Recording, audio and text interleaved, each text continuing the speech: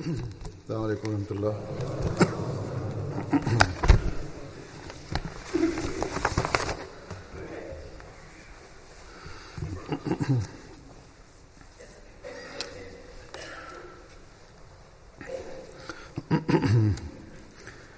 أشهد أن لا إله إلا الله وحده لا شريك له وأشهد أن محمدا عبده ورسوله أما بعد فأعوذ بالله من الشيطان الرجيم بسم الله الرحمن الرحيم الحمد لله رب العالمين الرحمن الرحيم مالك يوم الدين إياك نعبد وإياك نستعين اهدنا الصراط المستقيم صراط الذين أنعمت عليهم غير المغضوب عليهم ولا الضالين.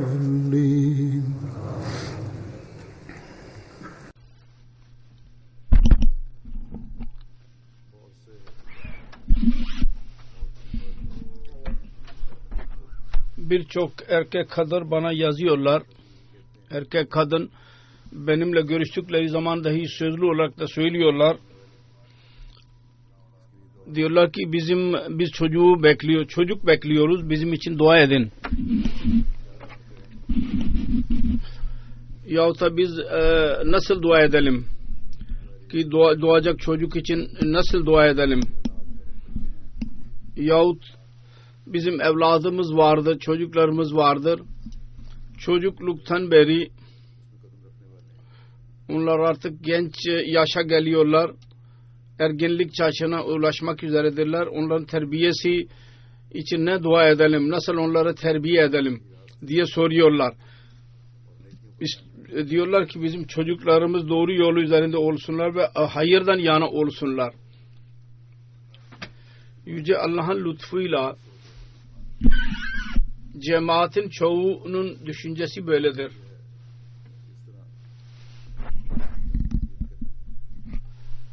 Ve nasıl çocuklarımızı terbiye edelim diye dikkat ediyorlar yahut aldırış ediyorlar. Ve bu Allah-u Teala'nın büyük bir lütfudur. Biz Ahmediler üzerine vaat edilen Mesih Aleyhisselam İslam'a inandığımızdan dolayı, inanmamızdan dolayı bizim düşüncelerimiz bu çağda ki dünyanın arzuları insanları sarmıştır. Bu böyle bir çağda biz kendi evlatlarımız için yalnız dünyayı istemiyoruz. Aksine dinin iyiliğini dahi düşünüyoruz. Aklımıza geliyor. Yüce Rabbimiz biz bu Müslümanlara şöyle dahi minnet etmiştir. Yeter ki Müslümanlar buna dikkat ederek amel edenler olsunlar bunun üzerine. Kur'an-ı Kerim'de değişik yerlerde çocukların doğumundan öncesinden başlayarak terbiyenin değişik devirlerinden çocuk geçer. Onun için dualar bize öğretmiştir Yüce Rabbimiz ve terbiye yolunu dahi öğretmiştir.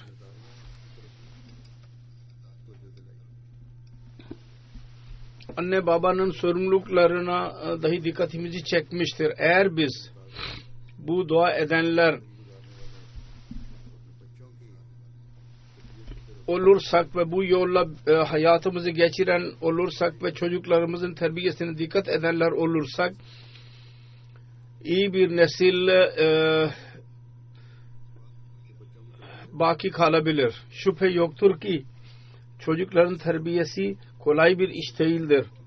Ve özellikle bu çağda ki her adım üzerine şeytanın yarattığı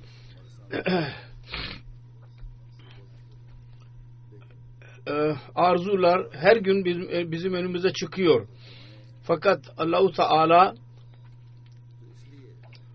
dualar öğretmiştir ve yol dahi bize öğretmiştir. Gayesi şudur ki eğer bir istersek kendimiz dahi ve çocuklarımızı dahi şeytanın saldırısından koruyabiliriz. Fakat bunun için durmadan dua, Allah-u Teala'nın yardımı ve çaba gereklidir. Durmadan bir cihad, cari olan bir cihad gereklidir. Gerçek bir müminden beklenen de şudur. O Allah-u Teala ile birleşerek kendisini dahi ve kendi çocuklarını dahi şeytanın saldırılarından korusun. Ümitsizliğe kapılmasın ve yorulmasın ve korkarak olumsuz düşünceleri kendisinin üzerine sarmalarına izin vermesin. Olumsuz düşüncenin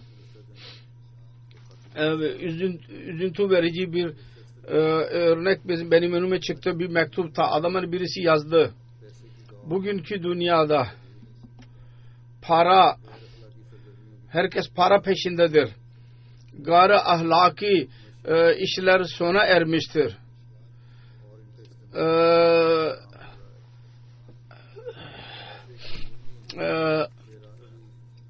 İlaçlar çok çoğalmıştır. Toplum kötü yolda ileri adım atmaktadır. Çok çoğalmıştır. Onun için ben düşündüm ki ben evleneyim. Belki evlenmişimdir. Fakat en iyisidir ki çocuk doğurmayayım. Benim çocuklarım olmasın. Bu çok olumsuz bir düşüncedir. Sanki şeytanın önüne yenilgiyi kabul ederek onun bütün güçlerinin kaynağı olduğunu kabul ederek bu söz söylenmektedir. Yüce Allah'ın hiçbir gücü yoktur. Evladın terbiyesi için bizim çabalarımızda, dualarımızda bir etki yoktur. El-İyazu billah. Ve bizim evladımız ve Allah-u Teala bizi ve bizim çocuklarımıza şeytanın saldırılarından korusun. Ne kadar çaba sarf edersek edelim, ne kadar dua edersek edelim. Sanki diğer kelimelerle bir şeytanın dostlarına izin vereceğiz ve müminler yok olacaktır. Yavaş yavaş. Bu düşünce çok son derece tehlikelidir ve olumsuzdur bu. Vaat edilen Mesih Aleyhisselam'a inanan böyle bir düşünceye sahip olamaz ve olmamalıdır da. Vaat edilen Mesih Aleyhisselam bir inkılap yaratmak için dünyaya Yüce Allah tarafından gönderildi. Onun bir parçası olmak için biz kendi bütün yeteneklerimizi ve kuvvetlerimizi kullanmalıyız. Ve kendi neslimizde dahi bu ruhu üflemeliyiz. Bizim gayelerimiz neyse onun için dualar dahi etmeliyiz. Çocuklarımızı terbiye dahi etmeliyiz. Ki onlar toplumun bütün bu pisliklere rağmen biz şeytanın başarıya ulaşmasına izin veremeyiz.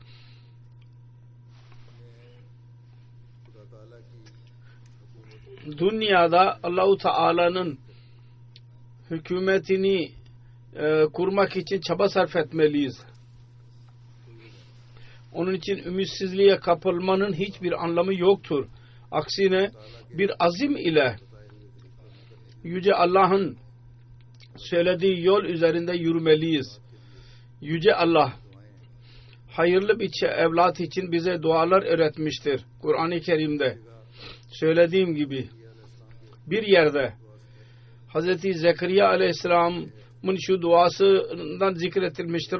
O dua şudur: Rabbi habli min ledunka zurriyeten tayyibeten innaka semi'ud dua. Ey benim Rabbim, kendi tarafından bana temiz bir zürriyet ver. Şüphesiz sen duaları çok kabul edensin. Yüce Rabbimiz bu dua bize öğretti ki ben duaları dinleyenim.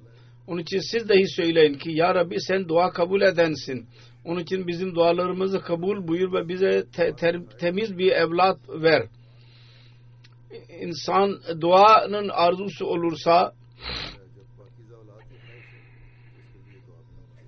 insan temiz evlat isterse onun için dua mutlaka olmalı. Fakat bununla birlikte anne baba dahi bu temiz düşüncelere ve iyi amele sahip olmalıdırlar.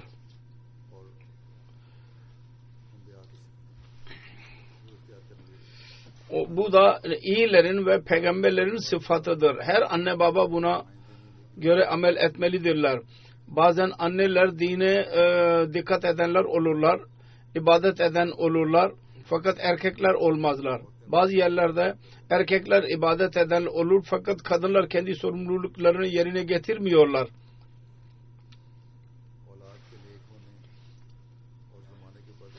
Evladın hayırlı olması için ve zamanın kötü etkilerinden korunması için gereklidir ki evladın arzusu ve evladın doğumundan önce karı koca, erkek ve kadın her ikisi hayırdan yana olsunlar. Amel edenler olsunlar. Vaat edilen Mesih Aleyhisselatü Vesselam'ın eshablarının olaylarında bir olay vardır. Ki evlad için Mesih Aleyhisselatü Vesselam'ın bir kişi için duası vardır. Fakat o dua Mesih Aleyhisselatü Vesselam şartlı kıldı. Ve o zatın kendisi içinde iyi değişiklik yaratmakla şart koştu. O daha Ahmedi bile değildi. Mesih Aleyhisselatü Vesselam'ın biyetine girmemişti. Fakat belki de onun bir hayırı vardı ki ondan dolayı vaat edilen Mesih Aleyhisselam onun için dua etti.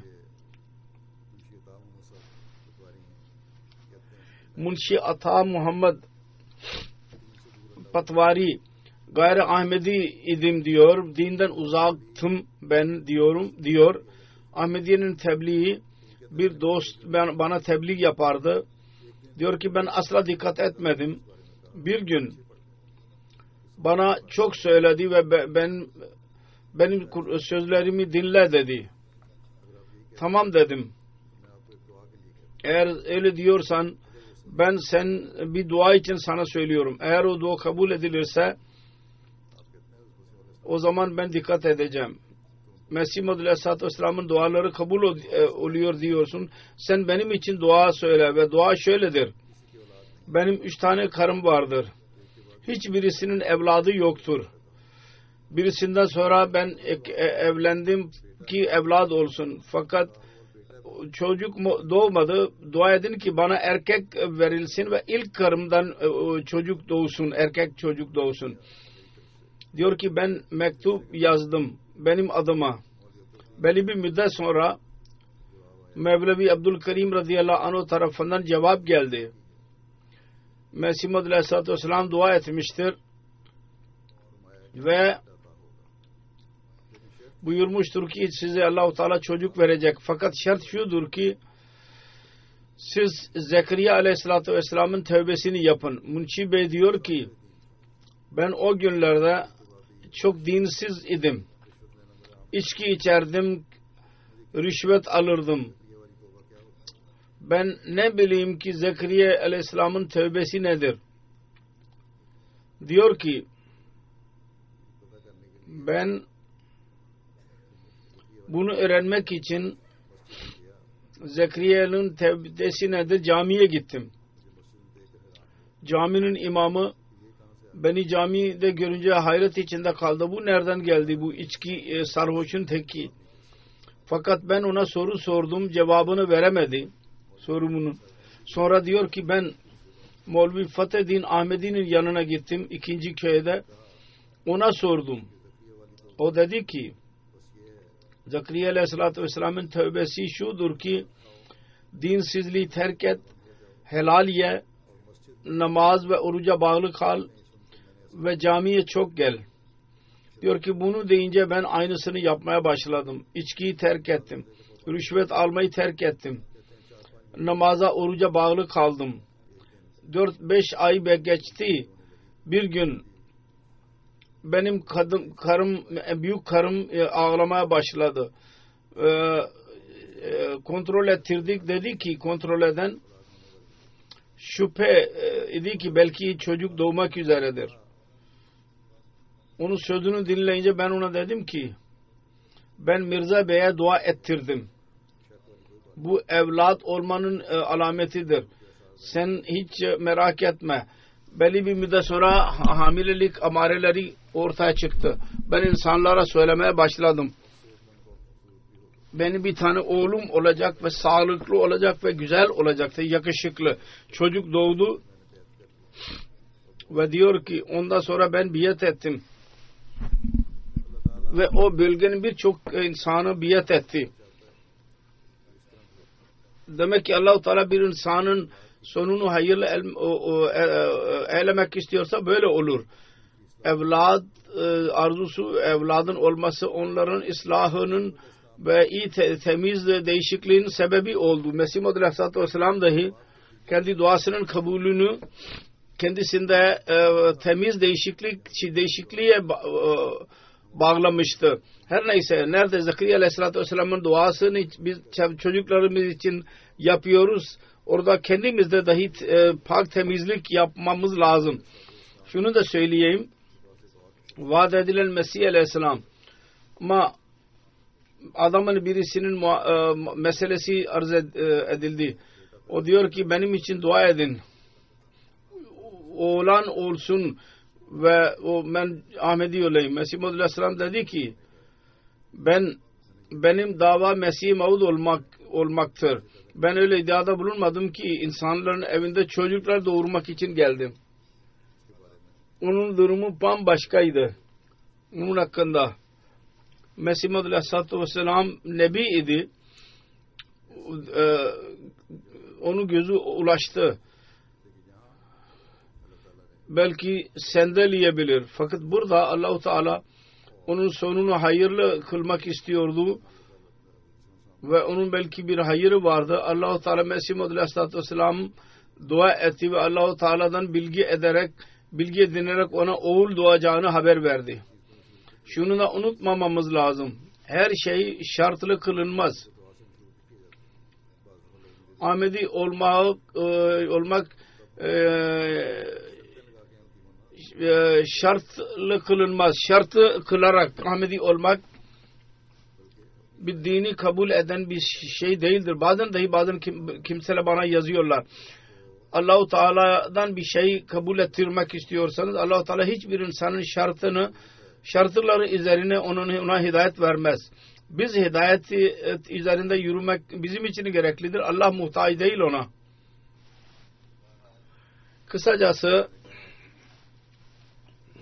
söylediğim gibi biz kendi evladımız için dua ediyoruz. Orada kendimizde dahi temiz değişiklik yapmamız lazım. Kur'an-ı Kerim'de Hz. Zekeriya Aleyhisselatü Vesselam ile alakalı olarak şöyle bir dua dahi mevcuttur. Enbiya suresinde. Rabbi la tazarni ferdan ve anta khairul varisin.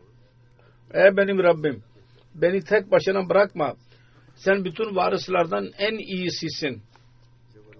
Bu duada dahi Yüce Allah Hayrul Varisin olarak isimlendirilmiştir. Açıktır ki evladın duası yalnız şu gayeyle değil ki evlat olsun ve varisler doğursunlar. Onlar dünyadaki maddi varis olsunlar. Öyle varis ki Allah-u Teala tarafından verilsin ki onlar dini dünyadan daha üstün tutanlar olsunlar. Ve zahirdir, açıktır ki böyle bir dua öyle insanlar yapabilir ancak ki onlar kendileri dahi dinlerini dünyadan üstün tutarlar. Eğer kendileri maddiyata batmış olursa o zaman nasıl iyi varisi isteyecek? Eğer bir kadın yalnız şu gayeyle evladı arzu ediyorsa ki evladın arzusu fıtri bir şeydir. Yahut bazen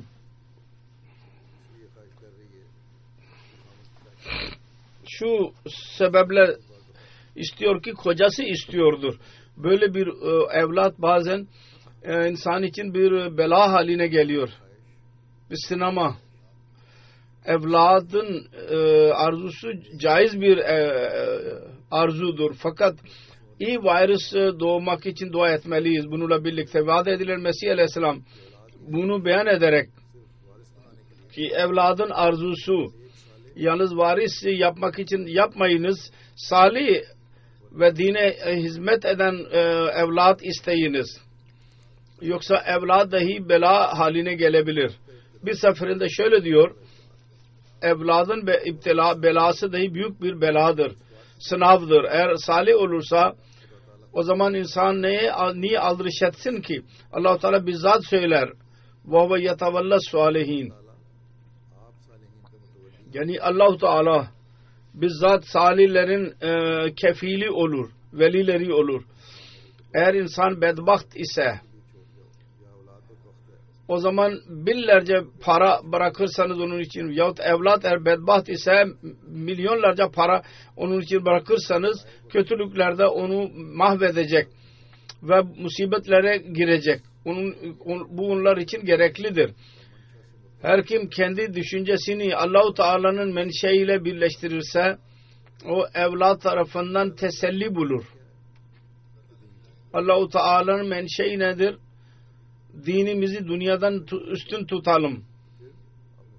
Eğer bu olursa o zaman Mesih Muhammed Aleyhisselam dedi ki evlat tarafından teselli içinde kalın. Çünkü böyle bir insan evladı için mutlaka dua eder ve onun terbiyesi için dahi çaba sarf eder.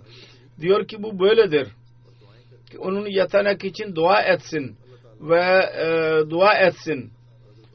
O zaman Allah-u Teala ona kefil olacaktır. Bizzat kendisi eğer kötü ise o zaman cehenneme girsin. Ona Allah-u Teala ardılış etmeyecektir.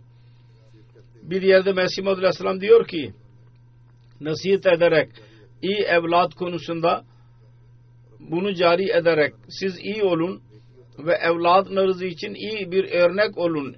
İyi ve takvanın iyi örneği olun. Ve onu muttaki ve dindar yapmak için dua edin. Ne kadar çaba, mal için çaba sarf ediyorsanız aynı çaba bu konuda da yapın. En az bu kadar çaba olsun. Evladı da din öğretmek için ve dinden yana tutmak için. Onların dini terbiyesine ne kadar ki dünyadaki çaba olursa dünyaya daha fazla çaba olur ve dine az çaba olur. Onun için bazı kimseler daha sonra zorluklara girerler. Sonra diyor ki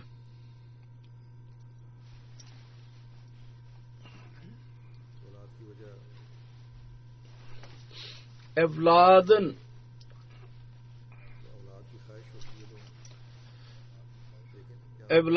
arzusu olur insanların kalbinde. Fakat bazen olur ki ben bazı kimselerin şöyle dediğini duydum. Bir evlat olsun. Bu malıma varis olsun. Sanki evlat yalnız mal için isterler. Mal yabancıların eline geçmesin diyor. Fakat onlar bilmezler. Ölürlerse şerikler, ortaklar kim ve evlat kim? Hepsi yabancı olurlar. Dedi ki evladı için eğer arzu varsa şu gayle olsun ki dine hizmet eden olsun. Sonra Kur'an-ı Kerim'de Yüce Rabbimiz bize şu dua öğretmiştir. Ve aslih li fi zurriyeti inni tubtu ileyka ve inni minel muslimin. benim için benim zürriyetimi dahi ıslah et. Şüphesiz ben sana dönüyorum ve şüphesiz ben itaat edenlerdenim. Burada evladın ıslah edilmesi için dua edilmiştir. Şunu dahi kabul edilmiştir ki ben sana dönen ve itaat edenlerden olayım yahut oluyorum.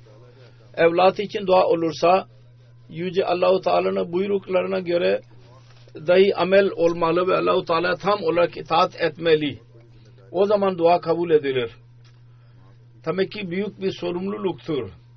Anne babanın, hem annenin hem de babanın büyük bir sorumluluğudur ki çocukların ıslahı için, onların terbiyesi için müstakil olarak Allah-u Teala'dan evlatların iyiliği için dua etsinler. Ve kendi örneklerini evlat için ileri sürsünler.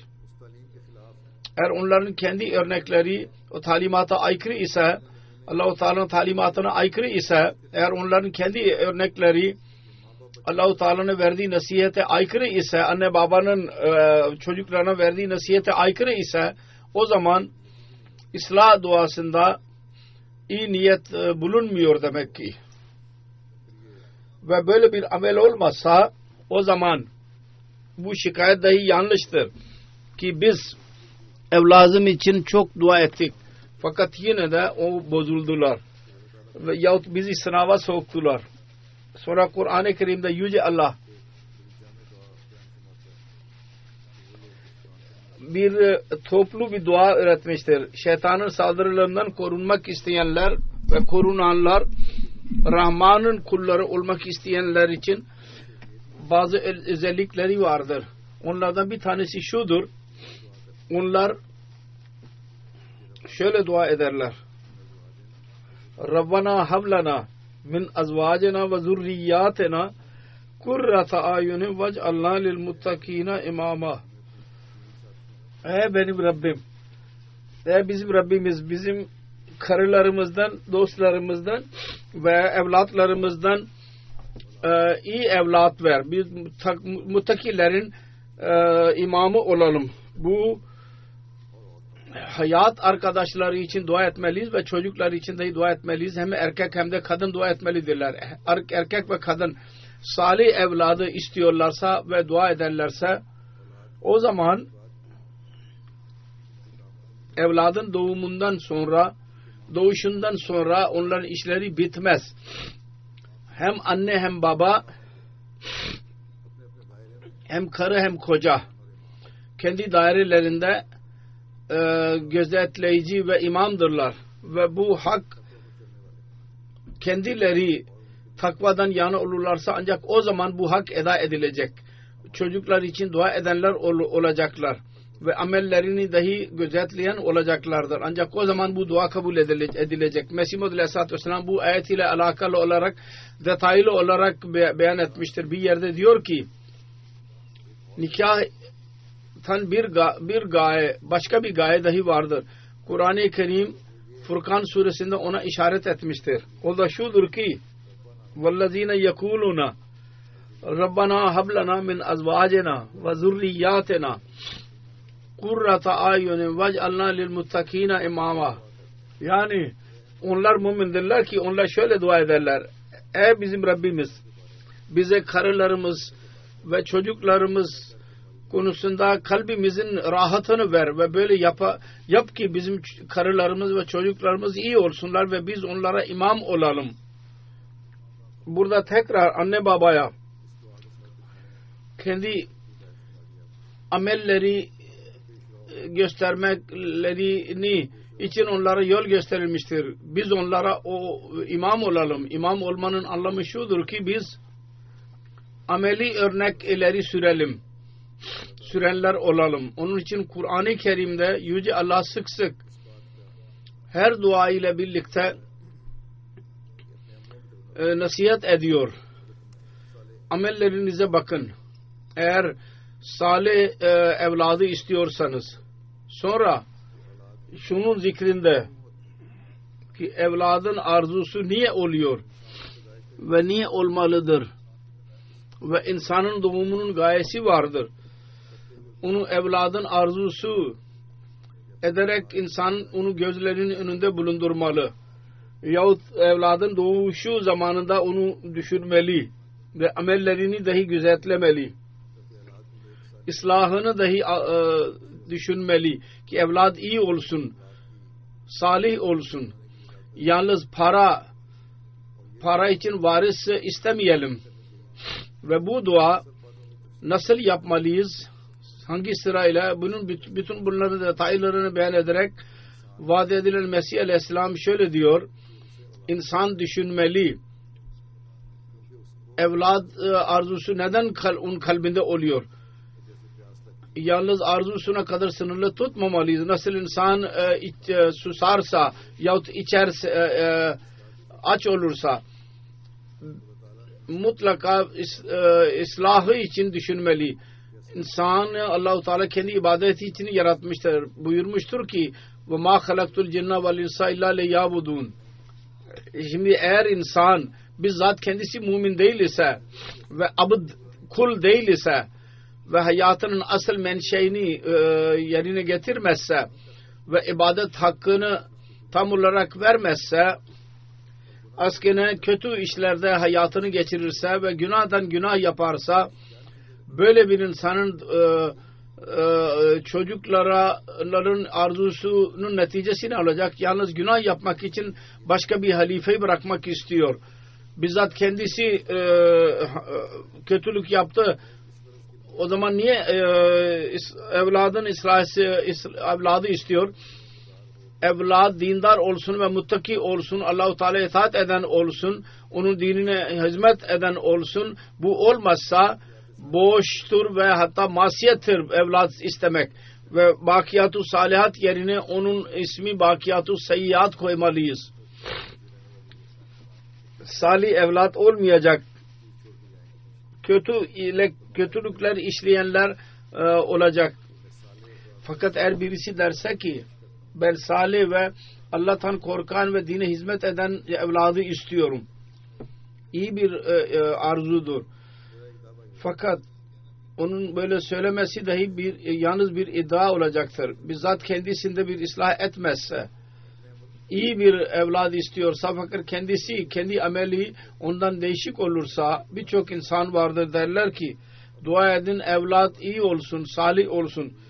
Kendi namazları hakkında onların cevabı şu olur ki çaba sarf ediyoruz, dua edelim.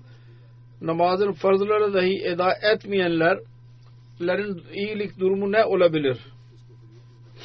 Diyor ki eğer kendisi fasık ise, günah ise ve ağızdan istiyorsa ki ben salih ve muttaki çocuk istiyorum, bu iddiasında yalancıdır.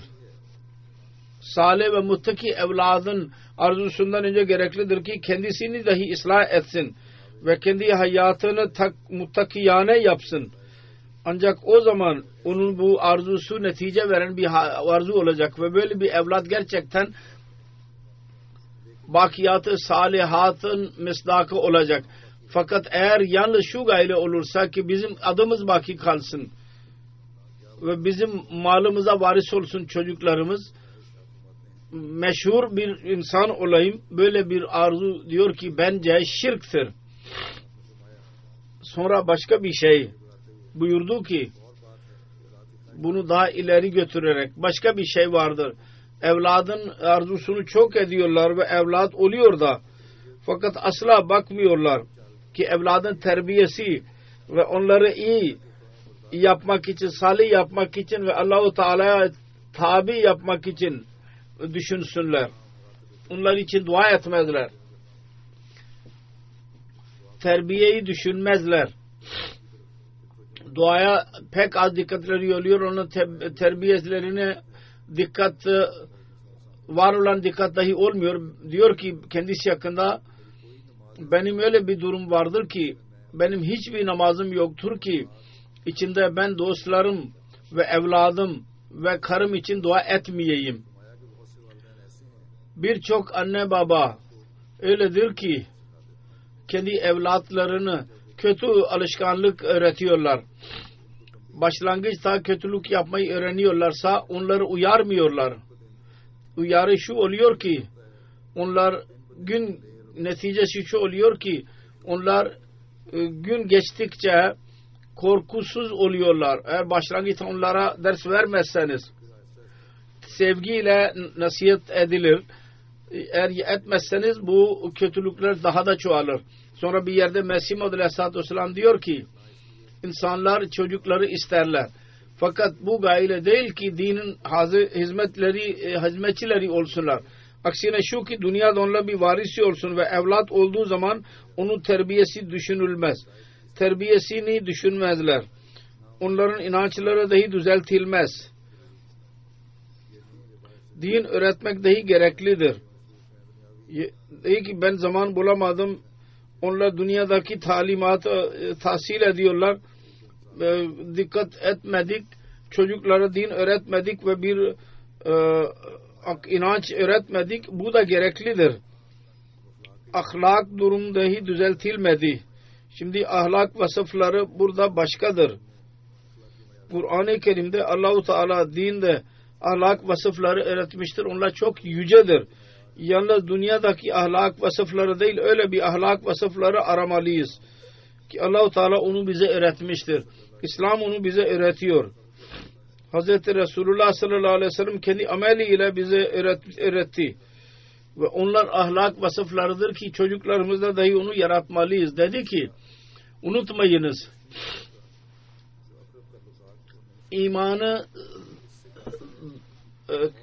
olmaz. Ondan başka ne beklenir ki? Allah-u Teala evladın arzusunu şöyle beyan etmiştir Kur'an-ı Kerim'de. Rabbana hablana min azvacina ve zurriyatina kurrata ayyuni vecalna lil muttakina imama. Yani Allah-u Teala bize bizim karılarımızdan ve çocuklarımızdan rahat bize nasıl versin ve bu kendisi günah işleyen olmamalı. Ancak o zaman bunların sahibi olabilir. İbadur Rahman'ın, Allah'ın kullarının hayatını geçiren olsun ve her şey Allah için Allah'ı üstün tutmalı. Vecalna lil muttakine imama. Eğer evlat muttaki olursa onların imamı olacak. Demek burada muttaki olmanın duası dahi vardır. Yani kendisinin muttaki olması için duadır ki ben takvadan yana olayım ve ondan sonra da çocuklarının muttaki olmaları için dahi dua vardır. Sonra Mesih Maud Aleyhisselam diyor ki evladın yetiştirilmesinde yalnız halife yapmak için yapmasın. Vazallan muttakina imama bakımından olsun ki bu evlat dine hizmet eden olsun. Ne kadar kaç kişi vardır ki evladı için böyle dua ederler. Evlat dinin hizmetçisi olsun. Birçok kaç az vardır böyle yapanlar. Çoğu öyledir ki Allah asla bilgileri yoktur. Niye evlat için çaba sarf ediyorlar? Ve çokturlar ki yalnız canişin yapmak için kendileri yerine birisi için dua ederler. Yani yabancı birisi onların malına sahip olmasın. Fakat unutmayınız böyle din asla mahvolur. Yalnız evladı için şu gaye olsun, arzu olsun ki iyi olsun evlat. Vakfine onun anne babaları çok dikkat etmelidirler ki çocuklarına dine nasihat etsinler. Diyor ki ben görüyorum insanların yaptıkları yalnız dünya için vardır. Dünyanın sevgisi onlardan bunu yaptırıyor. Allah için yapmıyorlar. Eğer evlat arzusu varsa şu niyet ile vecalna lil muttakina imama yapsın. Yani öyle bir çocuk olsun ki ilahi kelimetullah'a sebep olsun. Öyle iyi niyet olursa Allah kadirdir. Zekeriya aleyhisselam gibi evlat versin. Fakat ben görüyorum ki insanların gözü bunun öte gitmez ki bizim bahçe vardır ya diğer emlak vardır ona varis olsun. Ve bir ortak onu götürmesin. Fakat bilmezler. Sen ölünce senin için dost ve düşman hepsi eşittir. Diyor ki ben birçok insan gördüm ve söyledim dua edin ki evlat olsun. bu mala varis olsun. Öyle olmasın ki öldükten sonra bir ortak bunu götürsün. Evlat olsun. İster kötü olsun. Bu İslamiyet'in marifeti ancak budur. Müslümanlarda bu geneldir. Onun için özellikle erkekler için çok dikkat edilir. Çocuk doğsun. Erkek çocuk. Ve erkek çocuklar kendi kızlarına ve anne babalarına, kızlarına mal vermezler ve bütün mala varis olurlar ve bu da Kur'an-ı Kerim'in talimatına aykırıdır. Sonra onlar dahi malı zayi ederler. Dünyada biz bunu görüyoruz. Bunun örnekleri vardır. Kısacası daha önce de söylediğim gibi özellikle vakfinin onun çocuklarının terbiyelerine çok dikkat etmelidirler. Onlar için dua etmelidirler. Ki onlar büyüyünce dinlerini dünyadan üstün tutsunlar. Vakfeden olsunlar. Şu değil ki yalnız vakfın o lakabı kullandı ve büyüyünce dediler ki biz kendi işimizi yapacağız. Vakfinin o cemaate sorun önce. Cemaat istiyor mu, istemiyor mu? Cemaat eğer izin veriyorsa kendi işlerini yapmalarına o zaman yapsınlar. Yoksa haliseten kendi sözünü yerine getirerek, anne babaların sözünü yerine getirerek kendilerini vakf için ileri sürmelidirler bu çocuklar. Evlat için dua.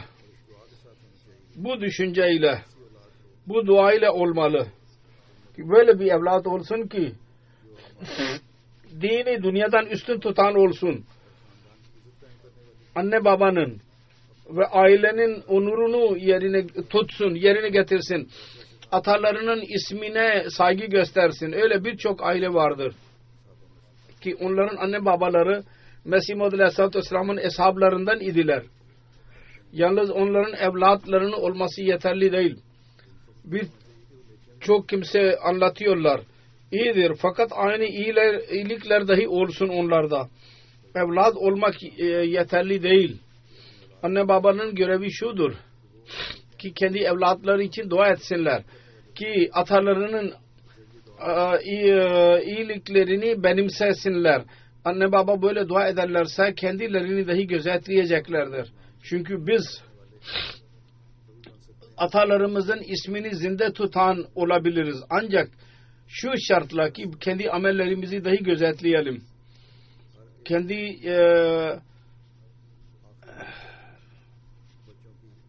her bir kimse son zamana kadar çocukların iyi fitretini ve salih olmaları için dua etmeliyiz.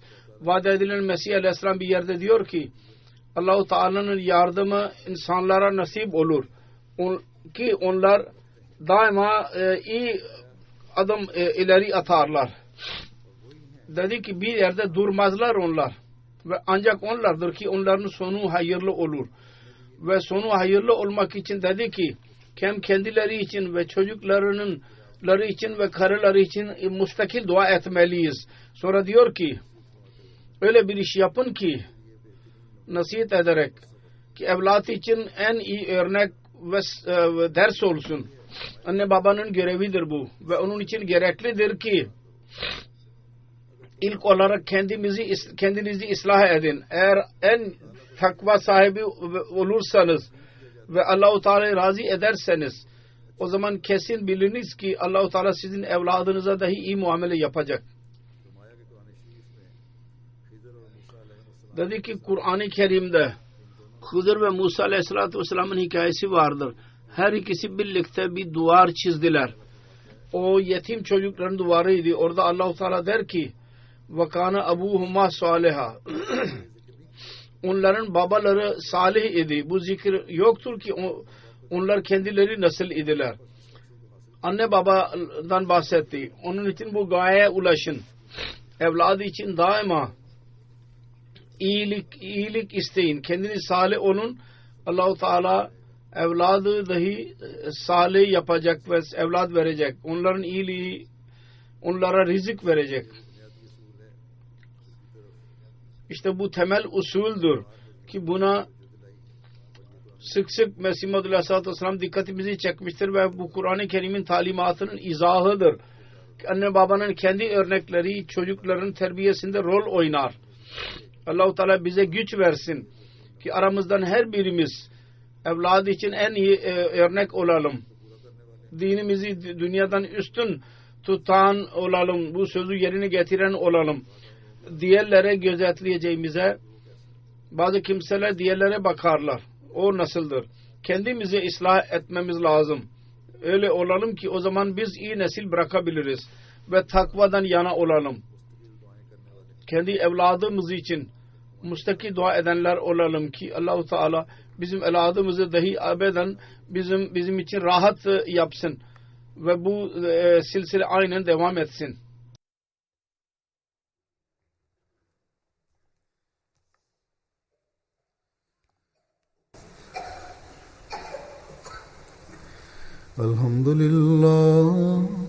Elhamdülillah nahmaduhu ve nesta'inuhu ve nestağfiruhu ve nu'minu bihi ve netevekkalu aleyh ve na'udzu billahi min şururi enfusina ve min seyyiati a'malina.